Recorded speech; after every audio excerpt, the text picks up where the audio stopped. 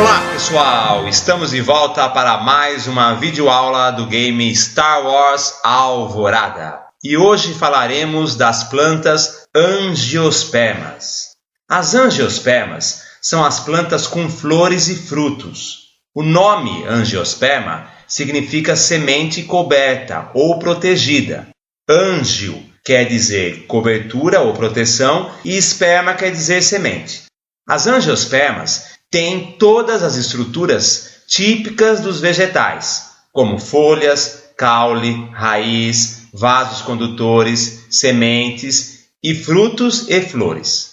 São as plantas mais comuns em nosso dia a dia, até porque elas representam 90% das plantas.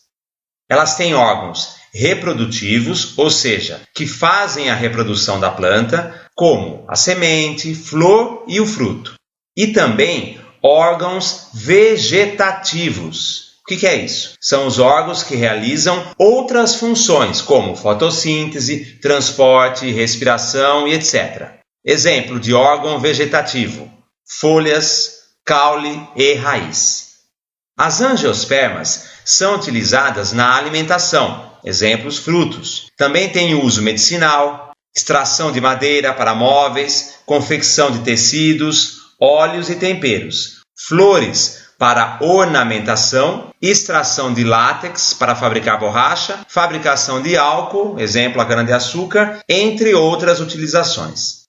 As flores são órgãos reprodutivos das angiospermas e elas podem ser masculinas, femininas ou hermafroditas. Vamos conhecer as partes de uma flor. Para isso, vamos analisar uma flor hermafrodita.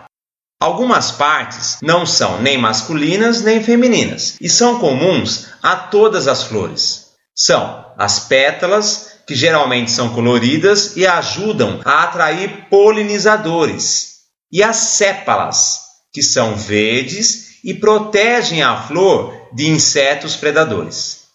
Tem também o que é aquele cabinho verde da flor, que é o pedúnculo, com uma base onde a flor se desenvolve, que é o receptáculo floral. Agora, as partes masculinas. A parte masculina da flor é chamada de androceu e é formada pelos filetes, e na ponta desses filetes tem as anteras. Nas anteras há a formação dos grãos de pólen com os gametas masculinos. O conjunto de um filete mais uma antera chama-se estame. A parte feminina da flor é chamada de gineceu. O gineceu é formado por 3 partes: o ovário, o estilete e o estigma. O estigma é pegajoso e fica na ponta da parte feminina. Assim, os grãos de pólen grudam nele, ocorrendo assim a polinização. Depois que um grão de pólen gruda no estigma, ele desenvolve o tubo polínico, que irá crescer por dentro do estilete e chega até o óvulo, lá dentro do ovário. O óvulo das plantas é uma estrutura grande, pluricelular, e dentro dele está o gameta feminino, que é chamado de oosfera. Então, a oosfera é o gameta feminino.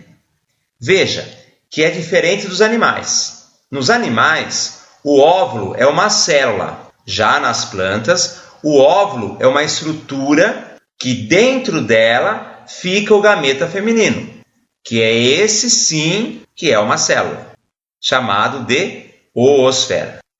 E o que acontece depois que o gameta masculino, trazido pelo tubo polínico, se junta com o gameta feminino?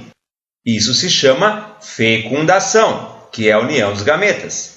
Após a fecundação, ocorrem algumas transformações na flor. Caem as pétalas e as sépalas.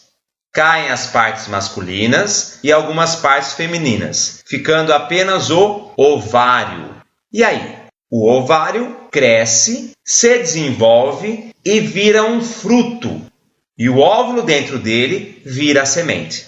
Se a flor tinha 10 óvulos, ela terá 10 sementes. Se a flor tinha um óvulo, o fruto terá uma semente.